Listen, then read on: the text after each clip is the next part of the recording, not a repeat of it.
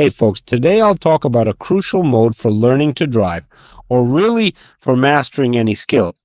It's called the Why mode. What's it about and when should we use it? Let's dive in.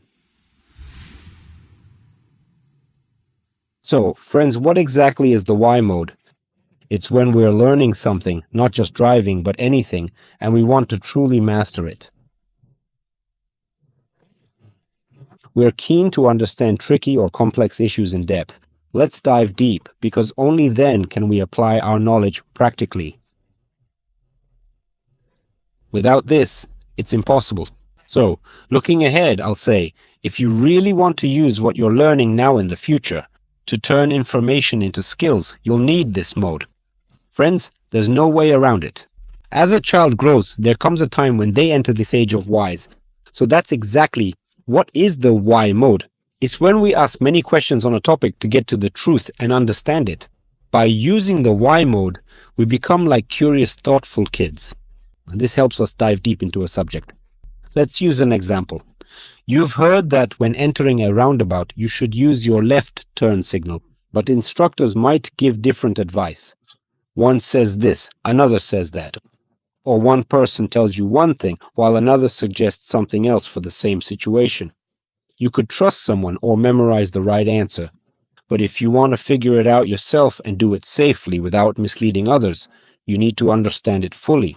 You need to figure this out. In these moments, we switch to this mode and ask relevant questions. Where in the traffic rules does it mention turn signals? It's in section 8. Let's open it, read and understand. Okay, moving on. Why does the instructor sometimes say, use the right signal, and other times, use the left? We need to dig deeper to get a clear answer. Next, you might wonder, if we turn on the left signal, how long should it stay on? Again, why? And why is that? Otherwise, what will happen if where you should turn left, I turn right instead? People will start explaining to you, you'll be misleading them, and it could lead to an accident. You see it, we can take any question, turn left, so turn left. Here I begin turning the wheels and make the turn at this point. You can remember it, but where will this point be at the next intersection? Since left turns depend on the wheel rotation radius and the intersection's width, a question should arise. We apply the same reasoning. Why do we turn along a small trajectory here and around a bigger one there? We look for answers to these questions. It doesn't matter if we do it independently or keep bugging our instructor. Having unraveled the truth, you might have the next question. That is, by doing so, you find many answers to all the questions arising in your mind. Only in this case will your puzzle be complete at the conclusion of learning. Upon concluding your study of a specific topic, you truly understand it. All right, let me explain when to use this approach. We can't constantly bombard our teacher or ourselves with endless, pointless questions. It'd drive us crazy. Use it when you genuinely don't understand something, feel something's off, or notice contradictions between explanations. Also, use it if you're just memorizing answers without understanding, or if you're learning something new, like driving, with a poor instructor. They barely explain anything properly. Maybe he doesn't yell or shout, just says do this, but doesn't explain further.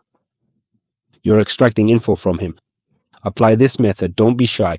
You're there to learn. Here, take a small detour. Why? You can stop here, but not there. Why? What's stopping you from parking there? So you can use this knowledge elsewhere, not just memorize for one spot. Apply it only in one place, then say, oh, I don't know this area in another. I can't do it. Naturally, you'll always fear unfamiliar roads. Well, that's all for today. I think you've realized that without the Why approach, it's nearly impossible to understand something well without these additional questions. So if you really want to delve in, learn to drive, or excel at another job, become an expert in any field, we need to apply the Why approach. So be curious, but reasonably so. Don't just ask questions randomly. Got an answer? Think before asking another. Maybe you'll find it yourself.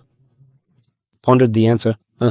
So a new question arose. Ask yourself first. Maybe I know the answer, but if not, then we ask and start looking for the answer. That's how you'll constantly grow and become a better specialist in your field. Well, that's all for today. I hope this information was useful. Bye, everyone.